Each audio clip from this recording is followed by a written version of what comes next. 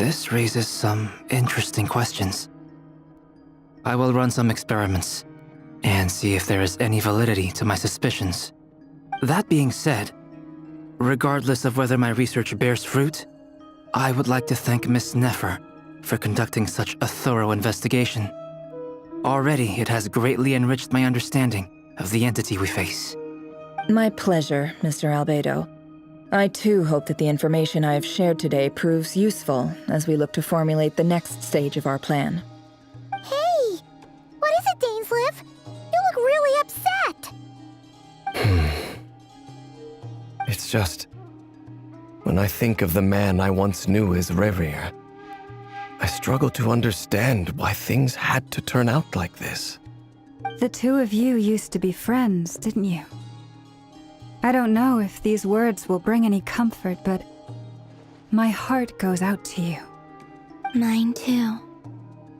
We could never know all the hows and whys of the way things are.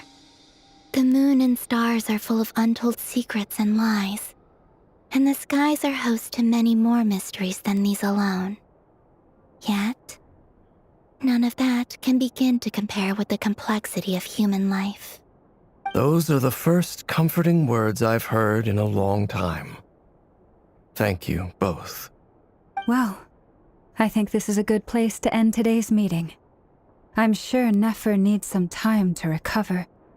She's been through an awful lot today. That's very thoughtful of you. Of course. Sounds good to me. Take some time to rest and digest before we reconvene to nail down a plan.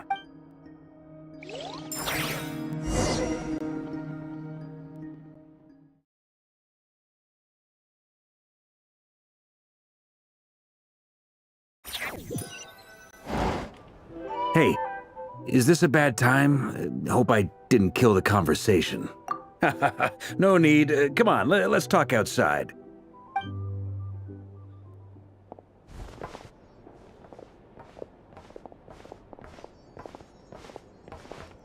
Anyway, Nefer went back to the curatorium to get some rest. But before she left, she shared some things with me that I thought you should be aware of. Firstly, although she managed to trap the Raker of Solnari inside her chess set, there's no guarantee that the power of the Ibis King is any match for one of the 5 sinners. Their powers are beyond our It's only a matter of time before he finds a way to break out. We have to come up with a plan and take care of him before that happens. Honestly, my mom figured that might be the case. So, how long have we got? Well, I asked her that same question.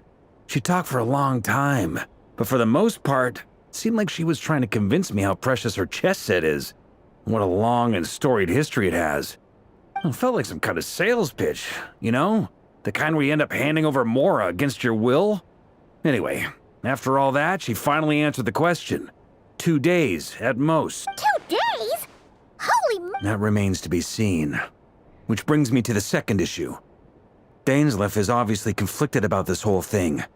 But given how little time we have, there's no way we can pull this off without his help. You have some history with him, right? Do you think... Great. All right, on to item 3. So, Albedo, Durin, and I put our heads together. We figured we'd bounce the idea off you first. We'll explore it further once everyone's recovered. Oh, Paimon's dying to hear that. All right, so...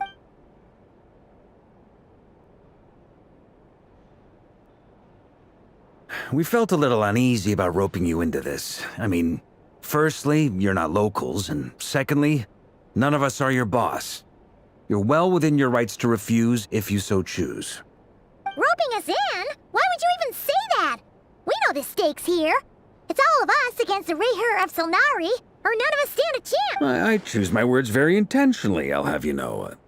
I like to think there's an art to striking a down-to-earth tone even when the stakes are through the roof. Sir Varka, I have a few thoughts about this plan. I'm all ears. I think we can be more flexible with how the roles are allocated. In my view, the most sensible lineup would be like this.